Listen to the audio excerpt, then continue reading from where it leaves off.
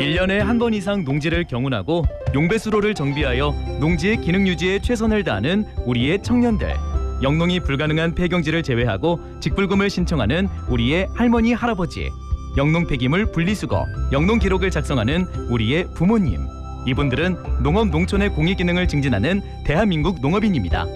공익직불제 준수사항 이행 점검이 6월부터 9월까지 진행되며 이행하지 않은 경우 직불금이 감액될 수 있습니다.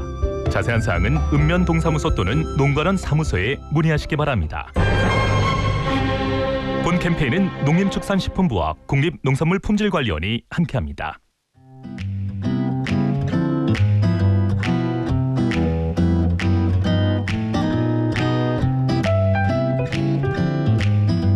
안녕하세요. 바른말 고운말입니다. 여러분은 잠을 자고 일어나서 침대 위나 이부자리 같은 것을 잘 정리해 두는 편이신가요? 요즘은 침대를 사용하는 분들이 많지만 예전에는 보통 방바닥에 요를 깔고 이불을 덮었었죠. 이불 같은 것을 접어서 단정하게 포개 놓는 것을 가리켜서 개키다와 갱키다 모두 사용되고 있는데 이 중에서 맞는 표현은 어느 것일까요? 실제로 갱키다라고 하는 분들이 많은데요. 개키다가 표준어입니다. 개키다는 이불을 개키다 외에도 옷을 개키다 같은 표현으로도 씁니다. 개키다를 갱키다로 발음하게 된 것은 아마도 두 번째 음절의 초성 키읔과 조음 위치가 같은 이응 받침을 넣어서 발음하는 편이 더 쉽기 때문에 나타나는 현상으로 보입니다. 아침에 일어나면 침대 위를 잘 정리하거나 방바닥에 펴놓은 이부자리를 깨끗하게 개켜 놓아야 아침을 더 상쾌하게 시작할 수 있겠죠. 그리고 물건을 차곡차곡 포개어 쌓아둔다든지 음식을 양념해서 그릇에 차곡차곡 담아둔다는 뜻의 동사로 재다가 있습니다. 재다와 같은 뜻으로 쓸 수 있는 동사로 쟁이다와 쟁기다를 모두 들 수 있는데요. 이 경우에는 쟁기다가 아니고요. 쟁이다가 맞습니다. 움막에 감자, 고구마를 쟁여둔다 또는 인삼을 꿀에 쟁여뒀다 이렇게 말입니다. 바른말 고운말 아나운서 변희영이었습니다.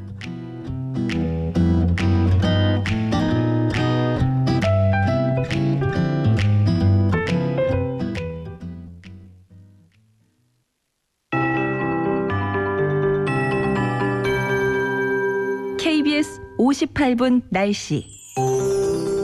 오늘 낮 동안은 무더위가 기승을 부리겠고 늦은 오후부터는 다시 강한 장맛비가 쏟아지겠습니다.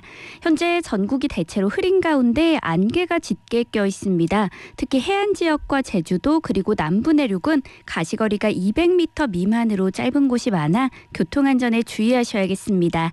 오늘 제주도와 일부 남부지방은 강하게 불어오는 남풍의 영향으로 낮 동안 가끔 비가 오겠고요.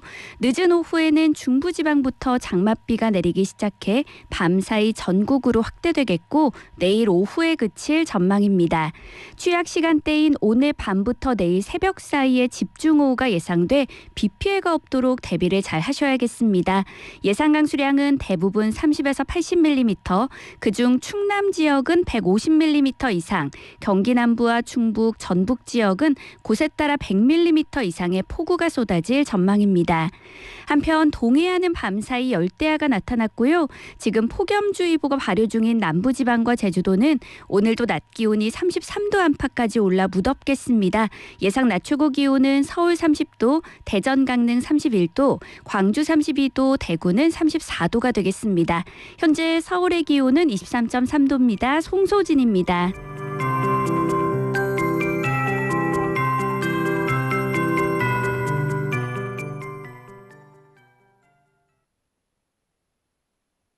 정성을 다하는 국민의 방송 KBS가 7시를 알려드립니다.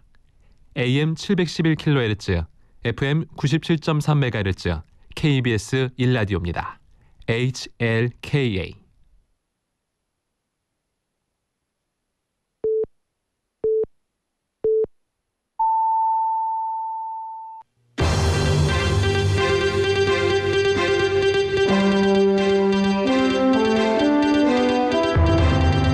뉴스와 화제. 여러분 안녕하십니까, 정창준입니다. 7월 4일 목요일 뉴스와 화제 먼저 주요 뉴스입니다. 해병대원 특검법이 야당 주도로 다시 국회 본회의에 상정됐습니다. 여당은 필리버스터, 무제한 토론으로 맞서고 있습니다.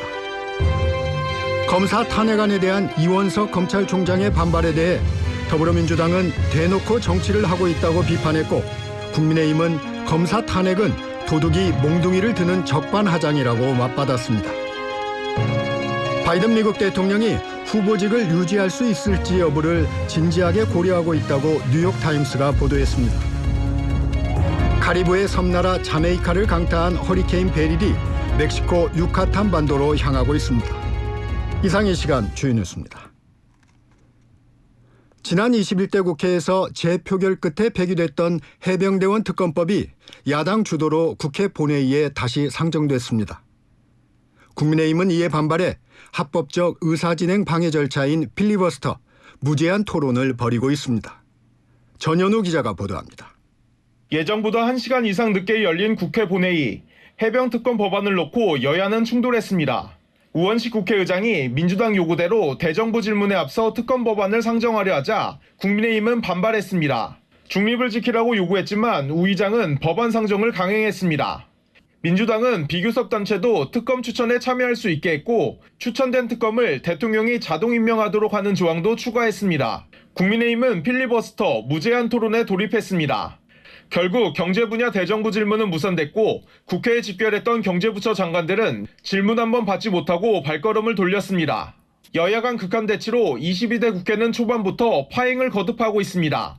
KBS 뉴스 전현우입니다. 6월 임시국회 마지막 날인 오늘 국회에서는 여당 의원들의 필리버스터가 이어지고 있습니다. 더불어민주당을 비롯한 야당은 오후쯤 해병대원 특검법 필리버스터를 종결시킨 뒤 법안을 처리할 예정입니다. 국회법상 제적의원 5분의 3이 찬성하면 필리버스터 시작 24시간 뒤에 토론을 종결할 수 있습니다. 이에 따라 국회는 오늘 오후 본회의에서 특검법에 대한 무제한 토론 종결 동의 안건을 표결할 것으로 전망됩니다. 검사 탄핵안 발의에 대한 이원석 검찰총장의 공개 반발에 대해 더불어민주당은 식물총장이 대놓고 정치를 하고 있다고 비판했습니다. 국민의힘은 검사들이 이재명 전 대표를 수사한 것 외에 어떤 불법을 저질렀느냐며 강하게 규탄했습니다. 정재우 기자가 보도합니다. 더불어민주당은 검찰을 향한 공세 수위를 한층 끌어올렸습니다. 검사들의 비위와 탈법을 막지도 못했으면서 되려 정치적 발언으로 대놓고 정치를 하고 있는 것 아니냐고 이원석 검찰총장을 직격했습니다. 검찰 수장이라면 주가 조작 수사도 제대로 하지 못하는 현실을 개탄해야 하지 않느냐며 날을 세웠습니다. 국민의힘은 민주당 탄핵 남발을 비판하는 규탄대회를 열었습니다. 이재명 전 대표 방탄을 위한 입법 횡포가 도를 넘었다며 검사 탄핵은 도둑이 몽둥이를 드는 적반하장이라고 비판했습니다. 이재명 전 대표를 수사한 검사가 어떤 불법을 저질렀냐며 죄라면 이재명을 수사한 것뿐이라고 꼬집었습니다. 검사 4명을 국회에 불러 조사한다고 이재명 전 대표의 불법이 숨겨질 수 없다고 비판했습니다. 이런 가운데 민주당은 국회 법사위에 해당 검사들과 탄핵 사유인 사건의 핵심 관계자들을 증인으로 부른다는 방침을 세우고 다음 주부터 구체적 논의에 착수할 예정입니다. KBS 뉴스 정재우입니다. 대통령실은 민주당의 이딴 탄핵 소추안 발의와 특검 시도에 대해 반문명적인 헌정 파괴 시도와 폭력적 입법 구태타를 즉각 중단하라고 밝혔습니다. 대통령실의 이 같은 입장은 민주당이 이재명 전 대표의 수사를 맡은 검사들에 대한 탄핵 소추에 나서고 김홍일 전 방송통신위원장의 탄핵을 추진한 데 대한 비판으로 해석됩니다. 대통령에 대한 탄핵 소추 청원 100만 명 돌파와 관련해 더불어민주당은 민의를 무겁게 받아들이라고 촉구했습니다. 강효정 원내대변인은 기자회견을 열어 100만에 이르는 국민이 임기가 3년이나 남은 대통령에 대해 탄핵 소추를 청원한 것은 정치사에 유례를 찾기 어렵다며 윤 대통령은 불통을 반성하고 국정을 전환하는 계기로 삼기를 바란다고 밝혔습니다. 다음 소식입니다. 최상목 경제부총리가 KBS 뉴스9에 출연해 국민들이 체감하는 생활 물가와 먹거리 물가는 아직 안정화되지 못했다고 말했습니다. 그러면서 내수를 끌어올리기 위한 대책도 소개했습니다. 황영규 기자가 보도합니다. KBS 뉴스에 출연한 최상목 경제부총리는 물가 상승률이 둔화하고 있지만 국민이 체감하기는 어려운 수준이라고 했습니다. 그러면서 물가 안정을 피부로 느낄 수 있도록 정부가 할인 행사를 계속 지원할 계획이라고 밝혔습니다. 수출에 비해 내수 회복이 느리다는 점도 언급했는데 이에 대한 대책으로 투자 확대를 들었습니다. 민간 투자와 정책 금융을 합해 올해 초 계획보다 15조 원을 추가로 투입해 내수를 끌어올리겠다고 밝혔습니다. 하반기 경제정책의 핵심으로 꼽은 자영업자 대책과 관련해 새로운 게 있느냐는 질문에는 폐업 지원 대책을 내세웠습니다. 정부가 발표한 다양한 지원 대책으로 재정 부담이 가중될 수 있다는 지적이 나오자 지출 구조 조정을 강조했습니다. 금융투자소득세 폐지 등 야당의 협조가 필요한 자본시장 관련 정책들에 대해서는 적극적으로 국회에 설명해보겠다고 말했습니다. KBS 뉴스 황hin규입니다. 첫 TV 토론 이후 사퇴 압박을 받고 있는 바이든 미국 대통령이 측근에게 후보직을 포기할 가능성을 거론했다는 언론 보도가 나왔습니다. 백악관은 완전한 거짓이라며 즉각 부인했고 바이든 대통령도 거듭 사퇴 요구를 일축하며 당내 우려 달래기에 집중하고 있습니다. 워싱턴 김지숙 특파원의 보도입니다.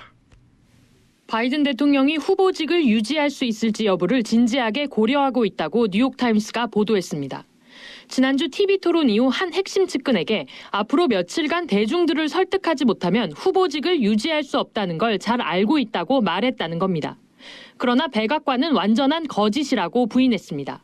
카린 장피에르 백악관 대변인은 바이든 대통령이 대선 출마 포기를 고려하고 있냐는 질문에 전혀 아니다라고 답했습니다. 그러면서 대통령이 직접 아니라고 말했다고 전했습니다. 바이든 대통령도 선거 캠프 전화회의에서 사퇴 가능성을 거듭 일축했습니다. 바이든 대통령은 지난 며칠 동안 힘든 시간을 보냈다고 인정하면서 재선에 출마할 것이고 트럼프를 이길 것이라고 말한 걸로 전해졌습니다.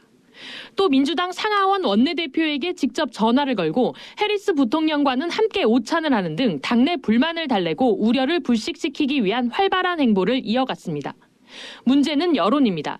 현지 시각 3일 발표된 여론조사를 보면 미국인 10명 중 7명은 바이든이 출마해선 안 된다고 생각한다고 답했습니다. 트럼프 전 대통령과의 지지율 격차도 점차 벌어지고 있습니다. 사퇴 여론이 좀처럼 수그러들지 않고 있는 가운데 이번 주가 분수령이 될 거라는 전망이 나옵니다. 특히 바이든 대통령이 질문에 어떻게 대처하는지 판단할 수 있는 오는 5일 방송되는 언론 인터뷰가 중요한 시험대가 될 걸로 보입니다. 워싱턴에서 KBS 뉴스 김지숙입니다. 쿠팡 택배 대리점 90곳이 고용보험과 산재보험에 가입하지 않아 노동당국에 적발됐습니다. 누락된 보험료가 47억 원에 이릅니다. 황다혜 기자가 보도합니다. 택배 근로자에 대한 고용보험에 미가입한 쿠팡 택배 대리점이 무더기로 적발됐습니다. 근로복지공단이 최근 5개월 동안 쿠팡 위탁 영업점 528곳 등을 조사한 결과 택배 영업점 90곳이 산재보험, 고용보험에 미가입한 것으로 드러났습니다. 이에 따라 근로복지공단은 미신고 근로자 등 49,948명을 보험 가입 처리했다고 밝혔습니다. 또 누락된 산재보험료와 고용보험료 47억여 원을 부과했다고 덧붙였습니다. 이에 대해 쿠팡 측은 쿠팡 외 다른 물류회사와의 계약 중 발생한 보험 미가입도 이번 적발 건수에 포함된 걸로 알고 있다면서도 보험 가입이 미비한 걸로 드러난 일부 위탁업체와의 계약 해지 절차를 진행 중이라고 말했습니다. 근로복지공단은 과태료 2억 9,600만 원을 고용부에 부과 의뢰하고 택배 대리점 등에 대한 보험 미가입 조사를 강화할 예정입니다. KBS 뉴스 황다혜입니다. 허리케인 베릴이 카리브해 섬나라 자메이카를 강타했습니다. 지금까지 최소 10여 명이 숨지거나 실종된 것으로 확인된 가운데 허리케인 베릴은 멕시코 유카탄 반도를 향하고 있습니다. 뉴욕에서 박일중 특파원입니다. 카리브해 섬나라 자메이카 대부분이 허리케인 베릴의 영향권에 들었습니다. 이른 아침부터 저녁까지 통행금지령이 발령됐고 침수나 산사태 위험지역 등엔 대피령이 내려졌습니다. 전날까지 자메이카 탈출 행렬이 이어졌지만 떠나지 못한 관광객들은 그대로 발이 묶였습니다. 베릴이 지나간 곳에선 피해가 계속 확인되고 있습니다. 카리브해 섬들과 남미 베네수엘라에서 모두 7명이 숨진 것으로 확인됐고 베네수엘라에선 4명이 실종된 상태입니다. 베릴의 영향권이 중심에서 반경 70km 이상에 이르면서 베네수엘라에서도 피해가 잇따르고 있는 겁니다. 베릴에 직접 피해를 입은 카리브해 섬들의 피해 상황은 통신 두절로 정확히 집계되지 않고 있습니다. 하지만 그레나다의 위성사진엔 상당수 주택들이 사라진 모습이 포착되는 등 피해가 상당할 거란 우려가 나옵니다. 이틀 뒤 베릴이 상륙할 것으로 예상되는 휴양지 칸쿤 등 멕시코 유카탄 반도도 대비에 나서고 있습니다.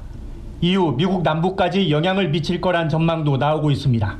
뉴욕에서 KBS 뉴스 박일중입니다. 푸틴 러시아 대통령과 시진핑 중국 국가주석이 카자흐스탄에서 회담을 가졌습니다.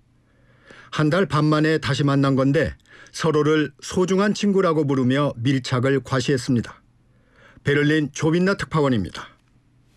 카자흐스탄에서 다시 만난 푸틴 러시아 대통령과 시진핑 중국 국가주석.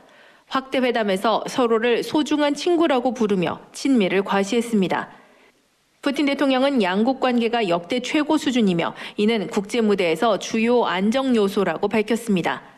시 주석은 지난 5월 푸틴 대통령의 중국 방문 당시 합의 내용이 완전히 이행되고 있다며 지속적인 협력을 강조하고 외부 간섭엔 반대한다고 말했습니다. 푸틴 대통령의 방북 이후 두 정상의 첫 만남이라 한반도 문제도 논의됐을 가능성이 있는데 러시아는 유엔 등 국제기구에서 러시아와 중국의 상호작용에 대한 의제도 다뤄졌다고만 밝혔습니다. 우크라이나와 관련해선 러시아가 참여하지 않는 어떤 형식의 회담도 무의미하다는 걸 강조했다고 밝혔습니다. 푸틴 대통령은 오는 10월 러시아에서 열리는 브릭스 정상회의에서 시 주석과 다시 만나기를 기대했습니다. 한편 미국 등 서방에 맞서 중국과 러시아가 주도하는 경제 안보 다자간 협력체인 상하이 협력기구 정상회의는 오늘 개막합니다. 이번 회의에선 러시아의 맹방 벨라루스를 정회원국으로 받아들일 예정입니다. 또 새로운 안보 프레임 구축에 대한 합의도 도출될지 주목됩니다. 베를린에서 KBS 뉴스 조빈나입니다. 2024 유럽 축구 선수권에서 네덜란드와 튀르키예가 8강에 합류하면서 8강 대진표가 확정됐습니다. 이성훈 기자의 보도입니다. 유럽 축구 선수권 대회에서 오렌지 군단 네덜란드가 루마니아를 3대 0으로 꺾고 8강 티켓을 따냈습니다. 튀르키예도 오스트리아를 2대 1로 제치고 8강행 막차를 탔습니다. 8강 대진이 모두 확정된 가운데 관심은 프랑스와 포르투갈, 독일과 스페인의 대결에 모아졌습니다. 프랑스와 포르투갈의 8강전은 음바페와 호날두, 세계 최고의 신구 골잡이 대결로 흥미롭습니다.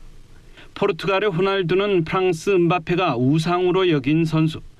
세계 정상급 공격수로 성장한 음바페가 마지막 유로 대회를 치르는 호날두와 어떤 승부를 펼칠지 기대됩니다. 전차군단 독일과 무적함대 스페인의 경기는 미리 보는 결승전으로 8강전 최대 관심 경기입니다. 독일과 스페인은 나란히 3차례 우승을 차지하며 최다 우승 공동 1위를 달리고 있는 라이벌입니다.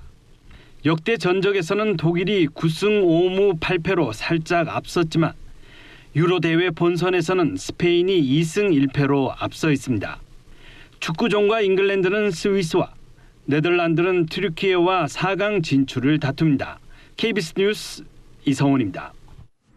이어서 간추린 뉴스 김진웅 아나운서가 전합니다. 서울시청역 역주행 사고 희생자들의 발인이 오늘 엄수됩니다. 이번 사고로 숨진 희생자 9명에 대한 발인은 오늘 서울대병원과 국립중앙의료원, 신촌 세브란스병원 장례식장에서 진행될 예정입니다. 서울시청역 인근 사고 지점에는 흰 국화를 바닥에 놓고 묵념하는 시민들의 행렬이 이어지고 있습니다. 소속 직원 2명이 숨진 서울시는 시청 본관 7층에 추모 공간을 설치했습니다. 의대 증원에 반발하는 의대생들의 수업 거부가 5개월째 이어지는 가운데 교육부가 다음 달부터 각 대학의 교수 채용 절차를 시작하는 등 교육 여건 개선에 속도를 내기로 했습니다. 교육부는 어제 정원 증원 규모가 큰 국립대 의대의 충분한 교수진 확보를 위해 향후 3년간 1,000명까지 전임 교원 증원을 추진 중이라고 밝혔습니다. 이스라엘이 하마스의 새로운 휴전안을 받아 검토하고 있다고 이스라엘 총리실이 현지 시각 3일 밝혔습니다. 총리실은 성명을 통해 정보기관 모사드가 주도하는 협상단이 중재국인 미국, 카타르, 이집트로부터 하마스가 제시한 새로운 휴전안을 받아 검토 중이라고 설명했습니다. 하마스도 가자 전쟁을 종식하기 위해 중재국들과 의견을 교환했다고 밝혀 이스라엘 측 발표 내용을 확인했습니다. 중국 전자상거래 플랫폼에서 판매하고 있는 어린이용 장화 등 일부 제품에서 기준치를 초과하는 유해 물질이 검출됐습니다. 서울시가 해외 직구 플랫폼 테무와 쉬인, 알리익스프레스에서 판매 중인 어린이용 장화와 모자, 가방과 점퍼 등 12개 제품을 검사한 결과 6개 제품에서 국내 기준치를 초과하는 유해 물질이 검출되거나 안전 기준을 만족하지 못해 부적합 판정을 받았습니다. 특히 일부 어린이용 장화 리본에선 기준치 대비 최대 680배의 발암 물질이 검출됐습니다. 이번 검사 결과는 서울시 홈페이지나 서울시 전자상거래센터 홈페이지에서 확인할 수 있습니다.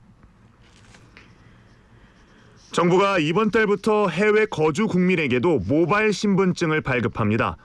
모바일 재외 국민증 발급은 어제부터 미국 주 로스앤젤레스 총영사관, 오클랜드 대사관 분관, 주 중국 대사관, 주 베트남 대사관, 주 인도네시아 대사관, 주 필리핀 대사관, 주 상파울루 총영사관 등 7곳에서 시범으로 시작합니다. 모바일 재외국민증이 있으면 한국 내 휴대전화 번호가 없어도 온라인에서 본인 확인이 가능합니다. 내년부터 56세 국민이라면 누구나 C형 간염 검사를 국가건강검진에서 받을 수 있게 됩니다. 도입 첫 해인 내년에는 1968년생이 받을 수 있으며 생애 1회 적용됩니다. 정부는 또 기존 54세, 66세 여성에게만 실시되던 골다공증 검사도 내년부터 60세 여성까지로 확대하기로 했습니다. 미국 원유 재고가 급감했다는 소식에 국제유가가 강세를 보였습니다. 현지 시각 3일 미국 뉴욕 상업거래소에서 8월 인도분 서부 텍사스유는 전 거래일보다 1.07달러, 1.29% 오른 배럴당 83.88달러의 거래를 마쳤습니다. 브렌트유 9월 인도분 가격도 1.1달러, 1.28% 상승한 배럴당 87.34달러를 기록했습니다. 미국 에너지정보청에 따르면 지난달 28일 기준 미국 상업용 원유 재고는 1215만 배럴 감소했으며 휘발유 재고도 221만 배럴이 줄었습니다. 지금까지 간추린 뉴스였습니다. 날씨 알아봅니다. 이설아 기상캐스터 나와 있습니다. 장맛비가 주춤하는 사이 폭염특보가 내려진 곳이 있죠? 네, 어제 남부지방과 제주도에 다시 폭염주의보가 내려졌습니다. 지난밤 사이 동해안 지역은 기온이 25도 아래로 떨어지지 않아 열대야가 나타난 곳이 있습니다. 오늘 한낮에는 경주가 35도, 구례와 제주가 33, 청주는 32, 강릉이 31도, 서울은 30도로 어제보다 1도에서 4도 정도 높겠고요. 습도가 높아서 더 후텁지근하겠습니다. 현재 충청과 남부지방, 제주도에는 안개가 짙게 낀 곳이 있습니다. 지금 이 시각 가시거리는 충남 태안이 70, 대구 군위군이 80m로 100m가 채 되지 않고 있습니다. 제주 공항에는 저시정 경보도 내려져 있습니다. 네. 오늘 또 비가 시작된다고요? 네, 그렇습니다. 오늘은 오전까지는 제주도에, 오전부터 오후 사이 전라도와 경남 서부 지역에 가끔 비가 내리겠습니다. 또한 늦은 오후부터는 서울을 비롯한 그 밖의 지역에도 비가 오기 시작하겠습니다. 내일은 전국 대부분 지역에 비가 내리다가 오후에 점차 그치겠는데요. 내일까지 예상 강수량은 대전과 세종, 충남에 최대 150mm 이상, 충북과 전북에 최대 120mm 이상, 경기 남부에 최대 100mm가 넘겠습니다. 이번 장마는 취약 시간대인 오늘 밤부터 빗줄기가 굵어지겠고 특히 정체전선이 걸쳐있는 충청과 전북 지역에는 시간당 30에서 50mm의 폭우가 쏟아지겠습니다. 날씨 전해 들었습니다. 네, 이설아 기상캐스터였습니다. 뉴스와 화제 오늘 순서 여기서 마칩니다. 지금까지 진행의 정창준이었습니다. 함께해 주신 여러분 감사합니다.